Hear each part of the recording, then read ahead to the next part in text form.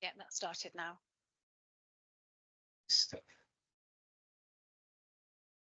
Can everybody see the presentation slide? Yep.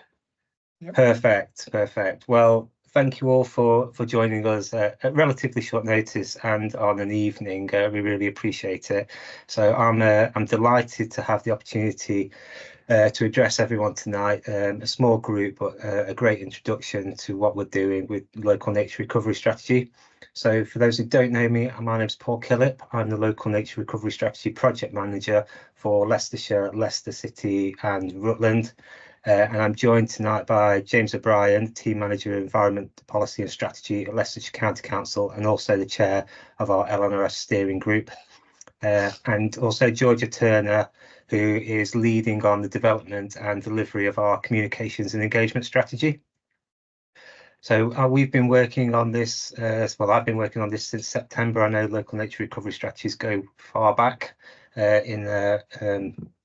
when it became a concept, but now it's becoming a reality. So today marks a significant milestone for us. This is our go live date. It's the first of a series of introductory webinars, which is the start of a larger 4-month engagement period where we hope to get out and see as many people in face-to-face where people live to talk to them. So we finally get to begin to discuss the development of the local nature recovery strategy for Leicestershire, Leicester and Rutland. And your presence here kind of underscores the importance of collaboration and community engagement in shaping this strategy. Before we dive in, just address some quick housekeeping matters. If you're not familiar with Teams, just to ensure that microphones are muted throughout the presentation, because we will be recording, just to minimise any background noise. And you can use the chat function at the side to ask any questions throughout. I won't be able to see you while I'm doing the chat, while I'm doing the presentation, but James will do his best to answer the questions in the chat if he can as we go along. If you want to speak, please raise your hand option along the top of the screen, and James or Georgia will alert me to this, and I'll just take a moment to pause and listen to you. Secondly, as mentioned, this meeting is recorded for future reference, so your participation and insights are really valuable. The recording will serve as a resource for those who are unable to join us tonight. The presentation itself will last approximately 1 hour, 45 minutes to 1 hour, with ample time allocated for questions and discussions at the end. So I encourage you to actively participate and share your thoughts. And as you are the first group that we're presented to, I would really appreciate your critical feedback on content and language as well before we go out to other audiences. To give everyone a break from the PowerPoint and my voice, we've prepared a very short quiz to break up the presentation. We'd like you just to test that as well. We will be talking with residents, parishes, town councillors and other organisations as well at a later date. So yes, please take part in that. And lastly, I'd like to just remind everyone that the recording will be made available for future reference, either on the local government website or our YouTube channel. We just need to decide that after this meeting. So once again, thank you for joining us tonight. And I guess without further ado, let me commence our introduction to the local nature recovery strategy for Leicestershire, Leicester and Rutland. So in today's briefing, what I intend to cover is an introduction to the local nature recovery strategy. I think some of you are familiar with this, but I'll go over it again with what is a local nature recovery strategy. A little bit of information on our strategy area, for those who aren't familiar with our strategy area. The process that we're following in developing the local nature recovery strategy. Then we're going to move on to why we're developing the local nature recovery strategy. We'll focus a little bit, but not too much, on biodiversity, on climate change, on the wider challenges and problems, and how local nature recovery strategies could be a solution. And finally, we'll close out with how people can get involved, how it may affect you, and how you can influence the strategy and share your views. So just a recap with local nature recovery strategies, and if you're not familiar, they were introduced as part of the Environment Act in 2021. They are a new mandatory system of spatial strategies covering all of England. They're designed to drive nature's recovery and wider environmental benefits. They will map the most valuable existing areas for nature, which we'll come on to later in the presentation, and establish priorities. And we see that as a balance between environmental goals, farming and land management, housing development, health and well-being, and several other factors. And ultimately, they will map proposals for specific actions. In total, there are going to be 48, or there are 48 responsible authorities who are each developing individual local nature recovery strategies. It makes up the whole of England, so with no gaps, and each strategy will be local and have measures and priorities that reflect the region. But each RA must work closely with neighbouring RAs to ensure measures, proposed actions at the boundaries align with each other and other priorities. You can clearly see there we are Area 19 at the heart of England. We have 8 neighbouring authorities or neighbouring responsible authorities, which are Staffordshire, Derbyshire, Nottinghamshire, Lincolnshire, Cambridgeshire, North and West Northants, and Warwickshire. We're working closely with all of those. We're all at different stages, and maybe some of you are engaged with other RAs and other LNRSs as well. So we're trying to keep in touch with each other as often as possible. We meet regularly to discuss our progress and try and align the ways that we are going to go forward around mapping and modelling and agreeing priorities, especially around those border areas. So working with our neighbours responsible authorities, we are thinking about cross-boundary working and aligning our priorities and measures. So we need to consider how land management, species ranges and habitats are not always confined to the administrative boundaries.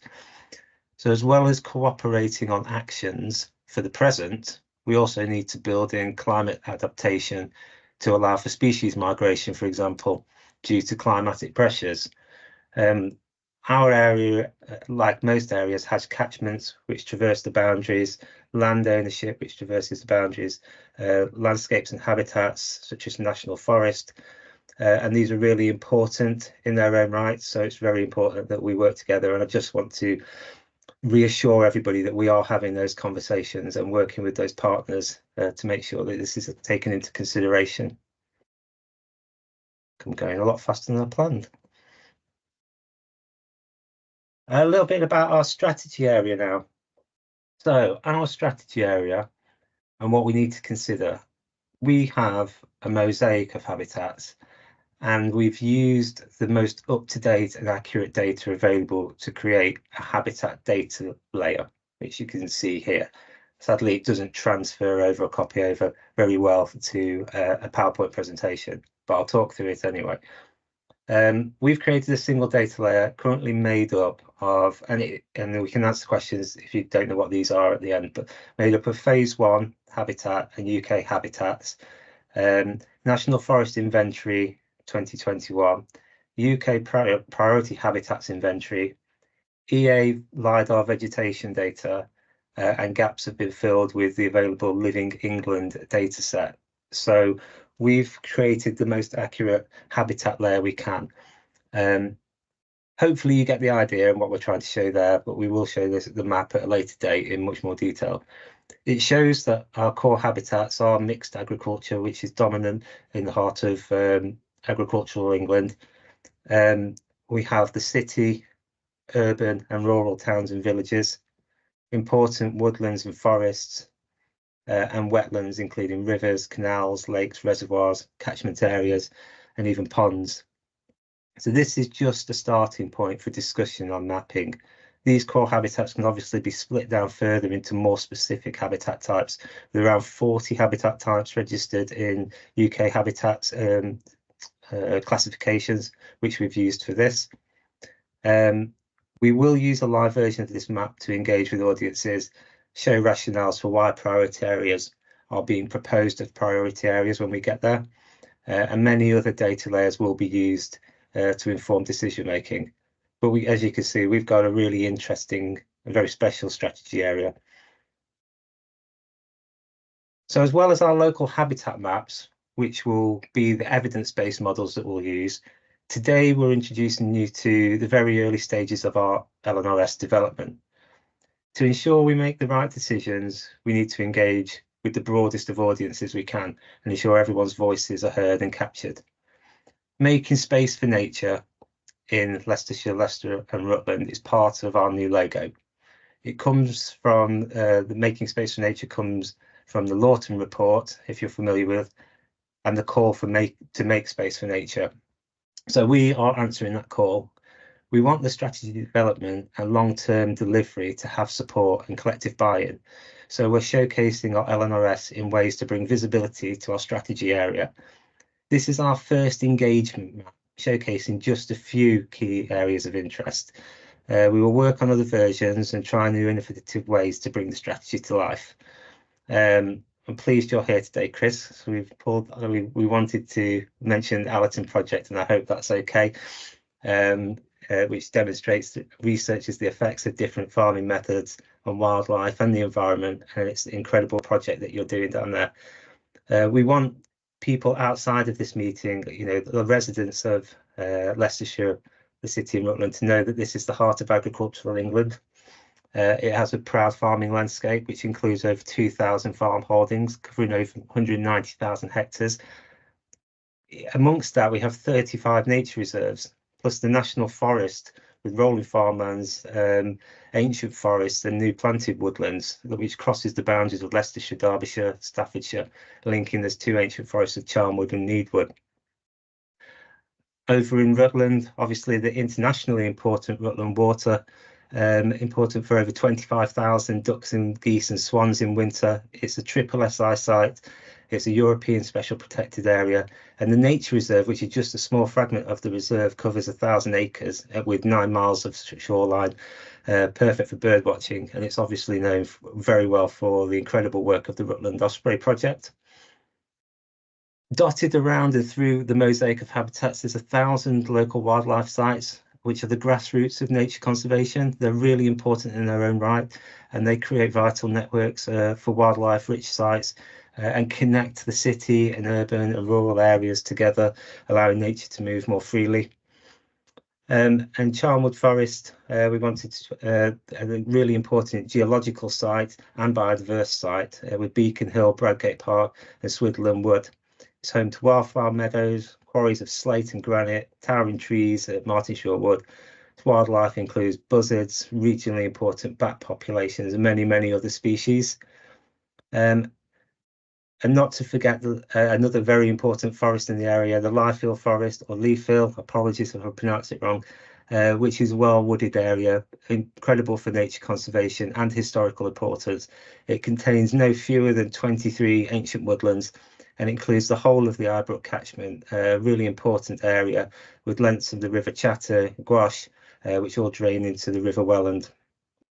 So this is just the start of us trying to showcase the strategy area, how nature fits into it and the working landscape. It's a really incredible area, and to be fair, when we were making space for nature, we couldn't make enough space on this poster for all of the things that we want to include. We've just picked out a few important ones that we want to showcase now. And again, we really appreciate your feedback on this at the end of the presentation and how you think something like this might land with the wider audience. So as we move on, we'd love you to try out now a very quick quiz.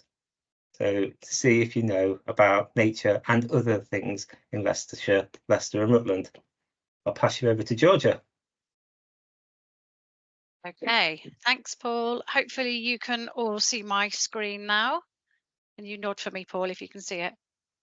Yes. Yep, great. So it's really quick and hopefully just a bit of fun. But if you just either click the link I put in the chat if you want to do it on your desktop, or you can enter the web address menti.com either on your phone or on your desktop, and you should be prompted to enter this code 28154779. So hopefully you're all pretty much in there now and you can see this screen. Yep, I'm seeing some thumbs up. So I'm going to go to the first question. Which percentage of the local nature recovery strategy area is covered by woodland? You should have the options on your phone or your desktop to vote.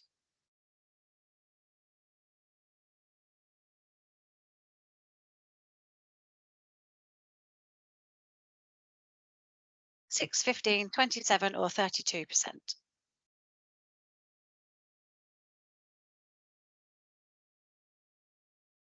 I've got 3 votes in. Any more for any more? Oh, here we go.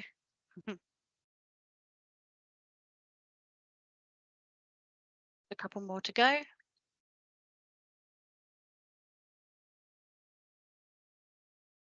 Okay, I'm going to reveal the answer. Correct answer is 15%.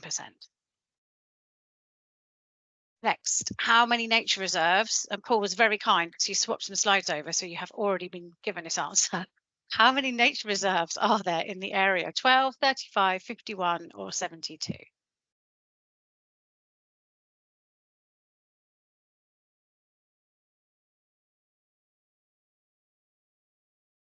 Okay, any more for any more? 5 votes in. Excellent. See, Paul, everyone's listening. That's the right answer, 35. And how many farm holdings are there in the area? 622, 1,395, 2,167 or 3,845?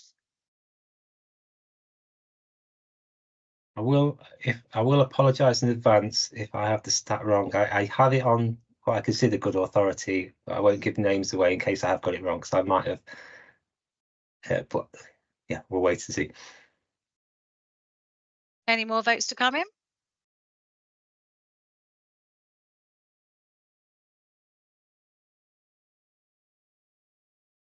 Correct answer is 2167. 190,000 hectares, was it, Paul, as well? I was listening. I believe so, yes. Incredible. Okay. What percentage of the area is covered by sites of special scientific interest, the very best sites for nature? Is it 0 to 2%, 2 to 6%, 6 to 9%, or 9 to 12%?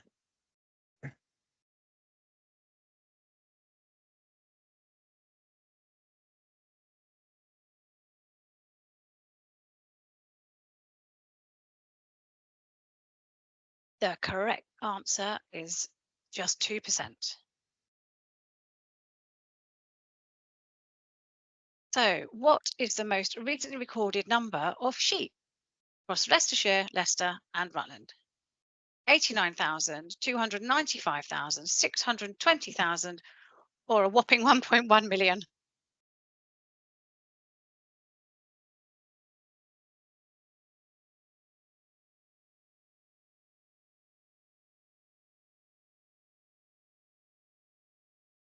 Okay, the answer is 620,000 sheep.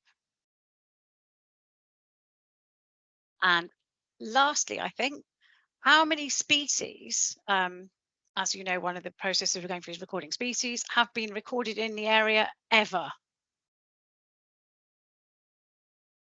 I think this goes back to about 1830 when we say ever, when the record centre started to receive records. Yeah, literally ever.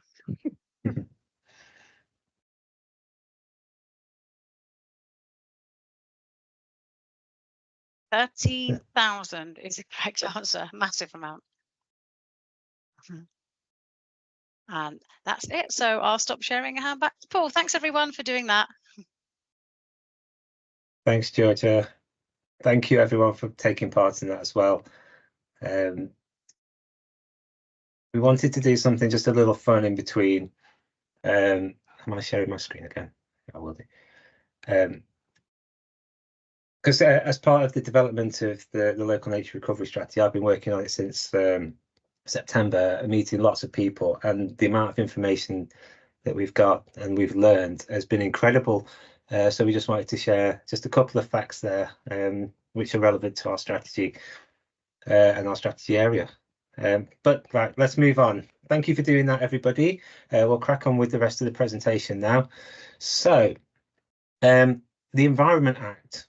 This is where our local nature recovery strategy is coming from. It's been directed from the Environment Act, which has set out a number of mechanisms that aim to align and contribute to the government's national environmental targets for air, water, biodiversity and waste.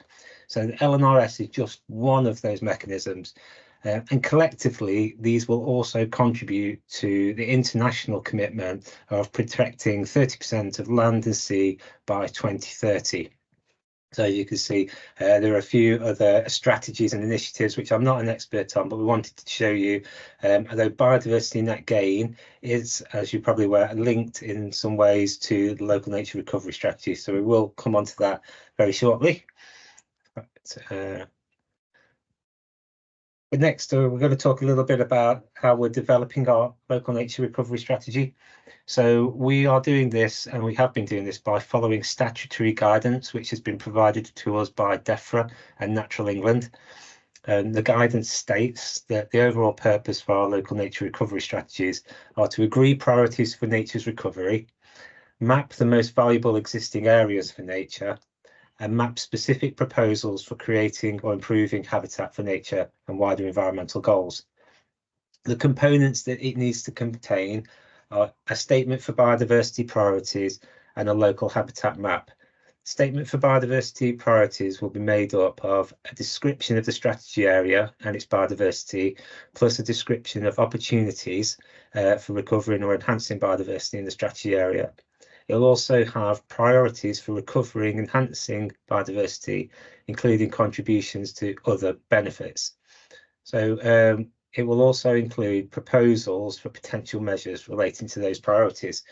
So that's what the statutory guidance tells us to do. It also tells us to make sure that this is a collaborative process. A lot of the funding that was provided to the responsible authorities was on the grounds that we conduct a really thorough engagement process, and that the local nature recovery strategy isn't dictated to people. It is made in collaboration with all of the key stakeholders. So decisions that are made on proposals, measures and priorities are made from the people who live and work in the area. And this is how we've been going about doing it. So our approach, this is just a really quick overview of a very small, tight-knit project governance and structure. And it's been to develop the LNRS. It's been an approach of cooperation and collaboration. And we're going to continue to involve the right people at the right time. We started by creating a small team and kind of treated this as our pilot, our first go. Because the strategies are reviewable and hopefully will run for a very, very long time. The goal at the end of this strategy development is to have established proper governance structures that work, and when we come to do those reviews, we'll be able to bring those people, those organisations back together for future reviews. Going through the people who are helping drive the local nature recovery strategy development, first of all, we have a steering group, which is made up of the bodies we are required to include as part of the statutory regulations. So these include the supporting authorities of the Leicestershire, Leicester City and Rutland councils, plus a representative for all of the 7 districts and borough councils. We also include the arm's length bodies for Natural England. No, Natural England is a supporting authority, apologies, but the Environment Agency, Forestry Commission and National Forest Company sit on the steering group. We kept that small and we stuck to the statutory regulations because this is our first go at the strategy and we didn't know how it was going to develop. So we've kept it to as small a group as possible to make decisions. However, we've now as recently as last week, although we've been in conversations for a few months now, created what we're calling our strategic reference group. We recently formed this with one eye on a future delivery group and partnerships. We brought together these reps as our initial members. When we met last week for the first time, and we are open to new members joining after an initial discussion. So this group will provide strategic guidance. It will help us understand the opportunities and challenges each sector faces, and it will help us to make decisions before we go consulting with wider audiences. So we have a similar representation as the steering group, but in some cases we've asked for a different person to represent. That's not always been possible just because of resources and the amount of other local nature recovery strategies there are as well. But for the Leicestershire County Council, we've got ecology and planning, and the city, Rutland, we have planners, and the borough districts, again, planning representation. We're really pleased that the National Farmers Union, Leicestershire Rutland Wildlife Trust, and Countryland Business Association have joined that group. We see them as vital organisations and people, brilliant personalities to help us push forwards with this group. We have ambitions. I have ambitions. I think talking to everybody, ambitions of a really good and strong future partnership and a local nature recovery strategy that works for everybody. So this group is really, really key. Really excited to finally get us together. We have a number of working groups which have been basically the last few months. This is what we've been doing. We've been following the statutory guidance, trying to create things that we were ready to talk to you about and ready to consult with and develop. So our core group, our data management group, is kind of the keeper of all the information we're gathering. We've got the guidance and regulations, all of our species records and data files and our maps all sit within the record centre and the data management group. We're using that data to create draft documents for wider consultation later in this process. One of those is the area description. I mean, a massive thank you. We've decided with our strategy area description, I know some areas we're all taking different approaches as responsible authorities, but our approach is to be really inclusive and to make sure that the strategy area is described from the experts from different points of view.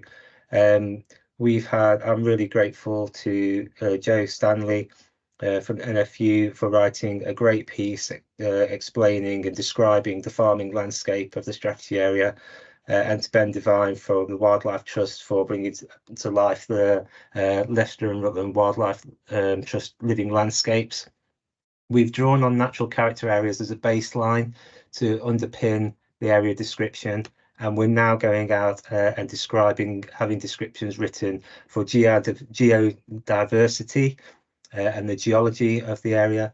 We're combining with the Forestry Commission and National Forest Company to describe the forests and woodlands, and working with catchment partners and the Rivers Trusts and other hydrological groups to help us describe the hydrology of the area, amongst other things that we want to factor in. So we didn't just want to create an area description and say this is it. We want professional expert authors to feed in, and what we will do is we'll have a strategy that's written with lots of content from lots of different angles, which we'll use to consult on, and as a group we'll agree on the content, on the language, and we'll end up with an area description which works for everybody. And then another group we were working with is the species group, or habitat and species technical group. It's been assessing species and habitat records against criteria provided by the IUCN and DEFRA. So far, of all those records that the Record Centre holds, we've now identified over 900, I think it's close to 950 species of plant and animal in our strategy area that currently meet the criteria of either being at risk of extinction, near threatened, or locally important. So that's a lot, really. They're currently working together, prioritising that list, and they have whittled it down to an unconfirmed at this moment 650 species. So that group's made up of I put 30 county recorders, but I think it's over 40 now since I wrote this slide. The Record Centre, nature spot trustees, if you're familiar, and local experts. We've also have a species specialist from Natural England helping us. And these are just doing the early work, going through rafts and rafts and rafts of data to try and make some, I guess, obvious decisions, trying to find incorrect records or species which have been misidentified. So there will be wider engagement on the species work as well. But ultimately, those species will be assigned to habitat types. So we'll identify woodland species and wetland species, and then break them down even further, grassland species, and break them, the wetlands, for example, into rivers, reservoir, lakes, ponds, canals, ditches, until we have habitat assemblages. That will be important because then we'll start to understand what the most important species and habitats are in our area, and that will influence in some ways where the strategic areas and strategic priorities are. So again, that's a really important group, and one that we look forward to sharing the outputs with everyone very soon. Finally, on our working groups, we've kept it very small. We've got our communication and engagement working groups. So George is here today, consultant working for Truman Change, who we have employed to do and lead on our comms and engagement. They've created a fantastic connection and is well connected through all the local government communications channels. We've also had support from Leicestershire and Rutland Wildlife Trust, who are going to be publishing an article for us. And we would also just like to use this opportunity to welcome any support you can provide us in reaching wide audiences. So Truman Change, Georgia, who's here today, and Billy, who sent the invites out, I'm sure would love to hear from anybody who has connections that we may not be aware of. And then just moving on to our last group, we've employed the services of a company called FPCR, just to let you know, for complete transparency, and we've commissioned them to do all of our mapping and modelling. They've created our baseline map by following the statutory guidance, and I'm nearly ready to show everybody. We are just searching for an interactive solution that everyone can access, and when we've done that, we will use it for wider engagement. And as I'll come on to a little later in the slide, we'll be able to capture all the challenges, opportunities, constraints and considerations, and we'll feed that information from that engagement back into the modelling, which we plan to do some ecological modelling, both on rural and urban scales, to identify the priority areas, but also the differences that those landscapes have. So everybody will have a chance to look at those maps as we're developing them. There's going to be, I'll come on to the engagement process a little bit later on, and you'll have another chance to comment on the map when we've produced it as well. Right, so involving you, there are 5 stages. This is the process we're following, so I'll keep it brief. There are 5 statutory stages to producing a local nature recovery strategy. Stage 2 is for future review, so we won't focus on that. We're at stage 1 and stage 3, so even though we've been working for quite a few months, we're at the right stage to engage now, to talk to people. We've created our baseline local habitat map, but need to show you now. There are descriptions being developed with support from the people and organisations I've just mentioned in the previous slide.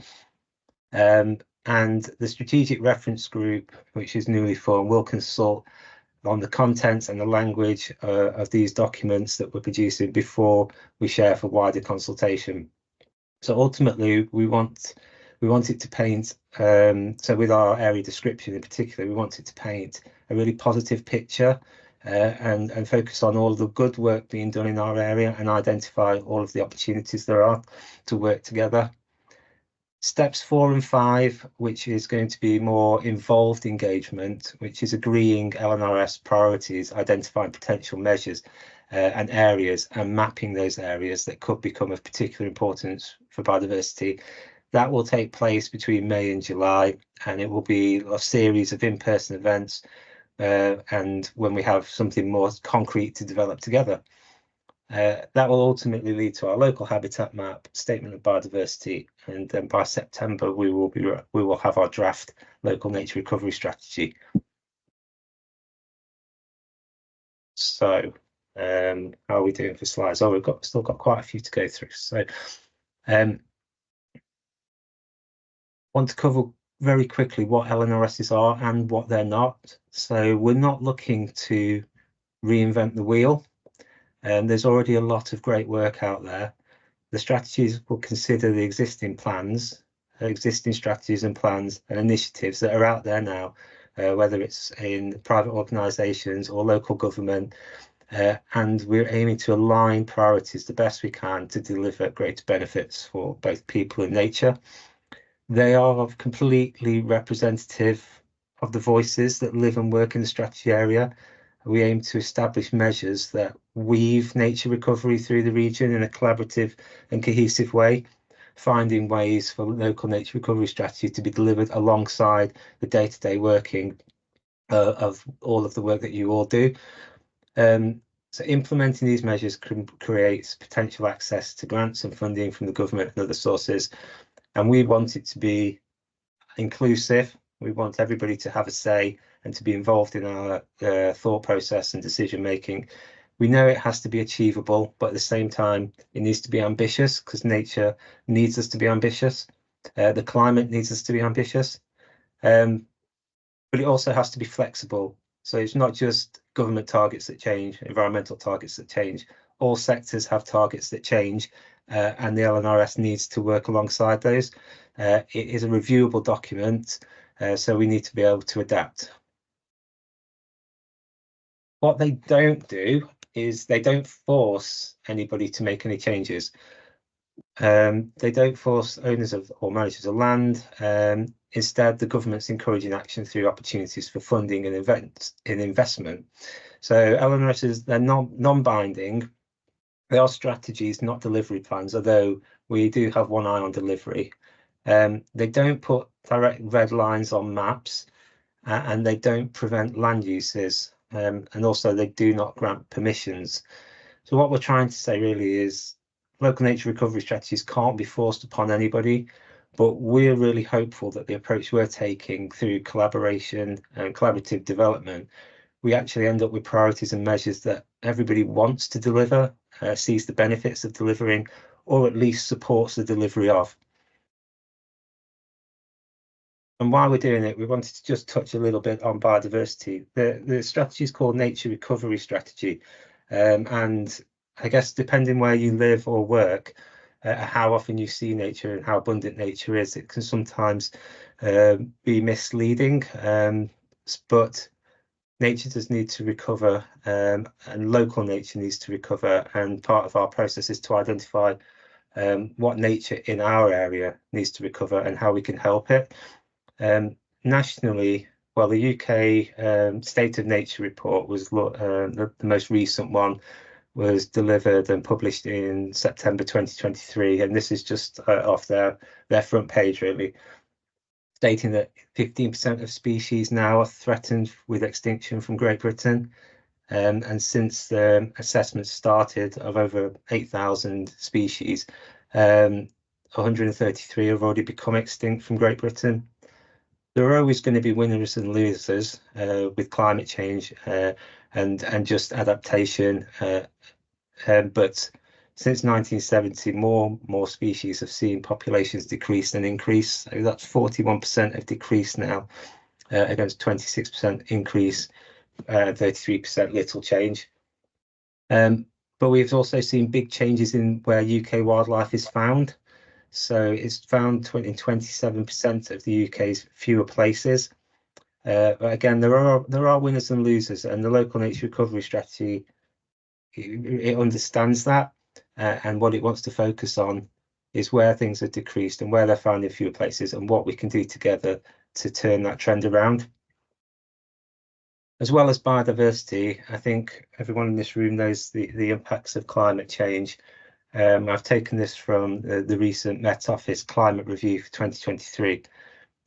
Last year was one of the warmest on record, and also one of the wettest. We know that the climate is impacting everyone and it's costing everyone.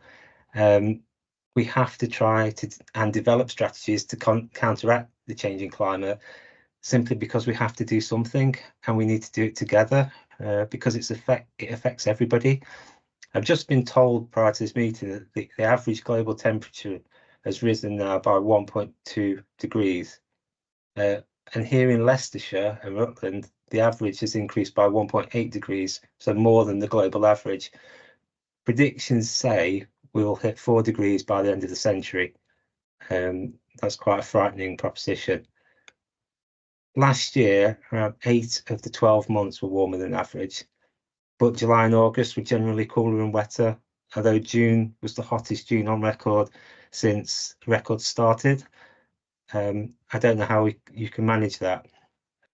Scientists now say 150 times, it's 150 times more likely due to human-caused climate change, and they expect us to reach or exceed these temperatures in around 33% of years if the current climate stayed the same. So last year was the UK's 11th wettest year. I don't know what this year is. I know it hasn't stopped raining, but we don't get the winters we used to get. It's relatively short-lived. It was also the most active season for storms since storm naming began in 2015. So I know that the climate is a problem. I think everybody knows it's a problem, and everybody's doing their best to adapt. So the intense weather is around 150 times more likely caused by humans now, and how much of that can we actually reverse? I know everybody has environmental objectives, and there are some superb examples to be really, really proud of. But out of our hands, we do have a growing population, and that has increasing demands for housing, food, water, jobs, and services. It's placing increasing pressure on everybody to deliver. We recognise that the environment often can take the brunt of our actions, which does result in ultimately the biodiversity decline and weakened ecosystem services. And the primary drivers are known to be habitat loss, overexploitation, climate change, pollution, and invasive species. We know and we recognise that every sector has its own priorities and targets to meet, and they are doing things to help the environment in those sectors. But we see it as right now, it's an uncoordinated response. We heard recently, and you've probably all heard this, if I had more time, more money and more resources, we'd be able to do more. And we know that that's not always available, especially for additional environmental measures. So we think LNRS can be a solution because LNRS is a collaboration. It aims to be a coordinated response to biodiversity loss across our strategy area. It aims to identify what the existing priorities and plans are from across all the core sectors. What is it that you need to deliver? And then together we'll agree priorities and measures that can be delivered alongside or in support of your existing measures and objectives. We're really hopeful here that it will create opportunities for new and improved partnerships, and through those partnerships we'll be able to help people access more knowledge, skills, resourcing, and ultimately funding. We really want to focus on local when we talk about the local nature recovery strategy. So it is tailored around local challenges and opportunities. We know that the local nature recovery strategy and the priorities and measures here in Leicestershire, in the heart of agricultural England, won't necessarily be the same as that of Greater London or even North Norfolk or Milton Keynes. It needs to be local decisions, wise decisions, and we'll propose local measures that are, again, ambitious, but achievable and completely inclusive, that contribute, while they're local measures, they'll contribute to both local targets, but also national environmental targets. Where we can, we aim to identify nature-based solutions to solve problems, just to help, such as flooding, which we know is an increasing problem across the whole of the country. And then ultimately together we'll map the most important areas for biodiversity, and we'll identify areas that could become of particular importance for biodiversity. Is everybody still awake? We've still got a few more slides. Everyone's still here, Paul. Everyone's still here. Great. If there are any hands up or any questions, you can let me know. So delivering our local nature recovery strategy. So we want to have really strong partnerships and agreed measures that work across sectors. But we know that also needs financial support.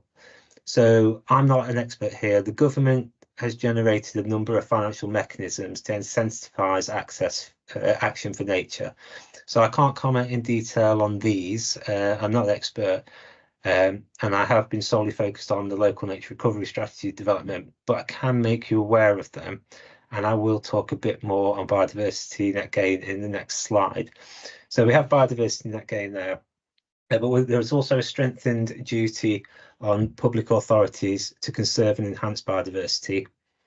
I'm sure, I know you're all aware of the environment land management schemes, so I won't talk more on those. And there are tree planting and woodland creation grants, nature for climate funds and private investment. And I know there are other initiatives being explored as well out there. We're hopeful that the local nature recovery strategy is a really attractive prospect for funders, that it has real merit and it gets real buy-in. I will cover biodiversity net gain because even though I'm not working with the biodiversity on biodiversity net gain, I do recognise how it aligns to local nature recovery strategies and how it can be seen as an opportunity for a lot of people. So biodiversity net gain in a nutshell is an approach to development that leaves biodiversity in a better state than before. So where a development has an impact on biodiversity, it places a legal requirement on developers to provide an increase in appropriate natural habitat and ecological features over and above the affected area. In such a way, it's hoped that the current loss of biodiversity through development will be halted and ecological networks can be restored. Obviously, we're at the very, very early stages of this, but in principle, I understand it. In practice, we'll need to work together. So biodiversity net gain applies now. Excuse me. So from February 2024, most major developments need to deliver BNG, and that means providing a 10% net gain for biodiversity. It's achieved by delivering habitat on site, and if that's not possible, through buying and providing off-site biodiversity units. So how the BNG and LNRS interact. So LNRS supports a strategic approach really to off-site biodiversity net gain delivery by creating locally driven joined up outcomes for nature. So it will agree evidence-based locations. It aims to expand and connect existing habitats and or provide wider environmental benefits. LNRS plays a role in BNG by determining the strategic significance, which is the multiplier within the biodiversity metric. So that provides an incentive for developers to align with when choosing a location for off-site BNG units. And this is really good to know if, and this isn't an exhaustive list, but if you're a developer considering site selection, off-site provisions for units, a landowner planning to sell biodiversity units, a local planning authority reviewing biodiversity net gain plans and metrics, or an ecologist advising these groups. And my last one on biodiversity net gain for now. So just a consideration for landowners and developers and how it might impact and work with the LNRS. So when creating or enhancing habitat in a location which has been identified as a priority location in the local nature recovery strategy, you'll be able to create 1.15 times more units than you would otherwise have created. I don't know exactly how much units are. We could do a quick Google search, but I'll leave it at that for now. The multiplier only applies if you deliver the habitat specified and in the location identified in the local nature recovery strategy. So this means it's important for both landowners and developers to refer to the LNRS when preparing for BNG requirements. Okay, and then we'll just come back onto local nature recovery strategy and how farmers, businesses, land managers may be affected. So the priority areas, when we map priority areas, when we agree those priority areas, those maps will show proximity to important areas for nature reserves. We will be very, very careful of how we present maps, but we want your engagement. We won't be showing any commercially sensitive information or locations, but we'll need to show where these important areas for nature are, and that may cross boundaries and land that is owned. Well, it will definitely be in land managers, farming areas and business areas. Obviously just touched on the BNG metric and how that's applied in those, sorry, that should say priority areas, not strategic areas. The overarching priorities which we agree as a group for the local nature recovery strategy endeavour to support existing priorities across sectors, and they provide strategic advice for coordinated action at a landscape scale. as well as the priorities, the proposed environmental measures aim to be deliverable alongside day-to-day objectives, complement land management, and should not impact the ability for you to meet targets. We also know, or we don't know yet, but we are told, we are hopeful that local nature recovery strategies are very attractive and provide greater access to funding to deliver these measures as well. And we're coming to the end, you'll be thankful to know. So why I think our local nature recovery strategy will be successful, and not just me, but all of the people we've been talking to as well. So we are working in partnership, and we are taking the approach to listen and learn from each other. We want to seek out common ground. There are things that all sectors, all organisations could agree on, and we're going to find what they are. We know there might be compromise along the way, but we will start by seeking out common ground. We're going to work together to make good, informed decisions, and we're going to create opportunities for partners whilst making space for nature. So these are I guess, the key stakeholder groups which we've identified as our initial introductory webinars. That's not exhaustive of the people that we are going to get out and meet and talk to. But we have our farming, landowners, businesses and land managers, environmental charities, NGOs and community groups, planning and developers, town and parish councils and residents, and local governments and all of the services that they provide. Over the coming weeks, when we get out with people, we want to show our local habitat map to people and give them the opportunity to tell us, for example, and again, this list isn't exhaustive, but where action for nature has taken place or been planned that we might not know about, where housing or developments are being planned, and again, that we might not be able to know about, where a nature-based solution could actually solve a local problem, where is flooding, where do we need flood banks, more trees, what could the solution be that we're not aware of? Is there any land available for biodiversity net gain?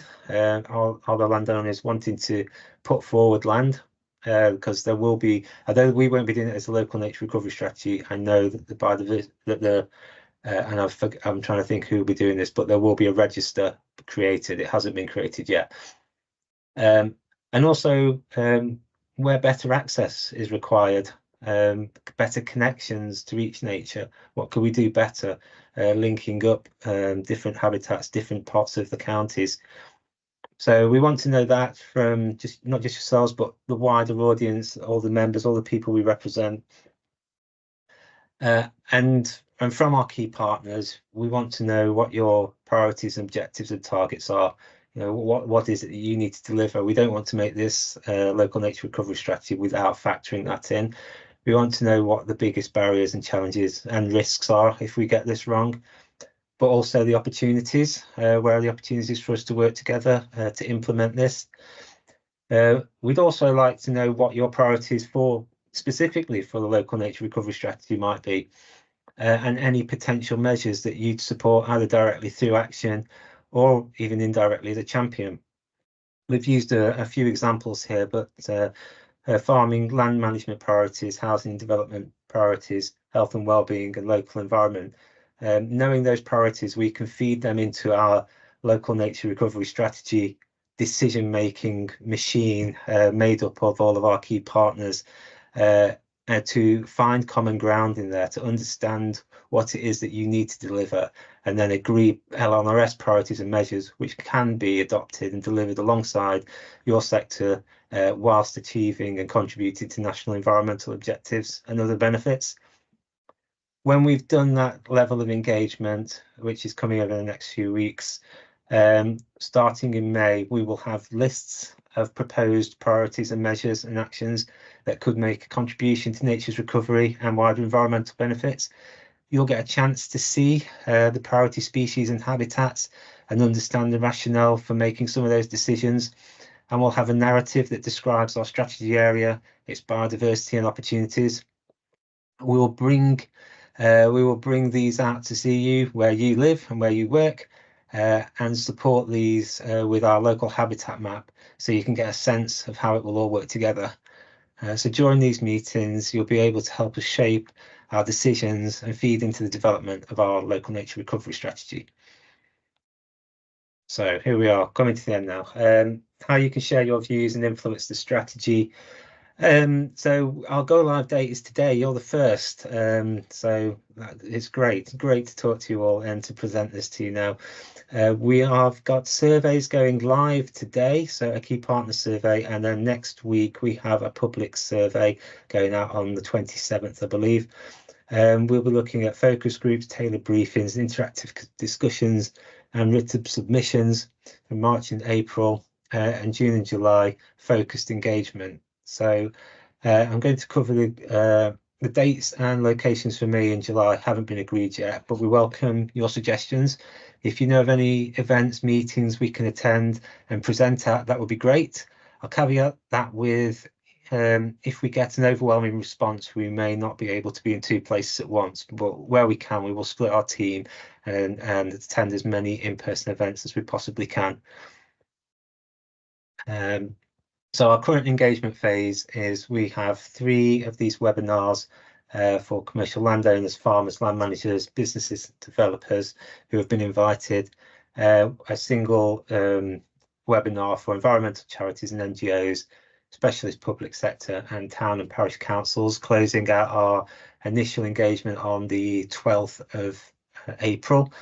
The stakeholder surveys are there to capture the views, effects of and contributory factors of nature's decline, actions to protect and enhance nature, the barriers and incentives to do more to protect and enhance nature, and future priorities for restoration, management and or creation, expansion. And our public surveys, again on the 27th, are access to and activities enjoyed in nature, barriers to accessing nature, views on the effects and contributory factors to nature's decline, and personal and collective potential actions to help protect and enhance nature. So, George, I don't know if you want people to take a screenshot or to snap a picture, but the stakeholder survey is now here, but we will email it to you after this meeting. It's probably the easiest thing to do. Yeah, I popped it in the chat as well, but yeah, we'll make sure that the email with the link to it goes out to everybody. Perfect, thank you. I'll try not to rush too much at the end. How are we doing for time? Oh, that's good. So just a bit on the process and timeline. The local habitat map, the existing areas of particular importance, so the local nature reserves, conservation sites, SSSIs, irreplaceable habitats, have been mapped. I showed you briefly, but we're just going to find an interactive way of putting that online so more people can explore it. The final map and the areas which will be the priority areas of particular importance, we're expecting to have from June and July time. The area description will be being developed in collaboration from now through till June.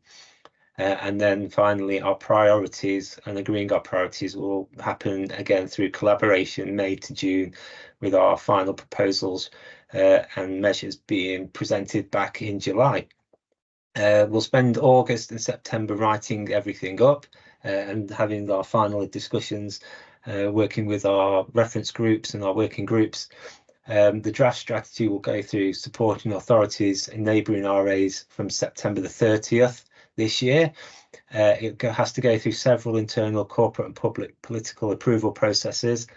Following that, everybody will have another opportunity to comment on the draft LNRS in January and February. It's part of an 8-week public consultation. And then the final strategy will go back through the internal and corporate political approval processes, with the final strategy signed off being dated for the 2nd of July 2025, where we hope it will be shortly after that it gets published and can, well, hopefully it can start to be adopted before that, but officially adopted post publication in July 2025. Thank you very, very much for listening.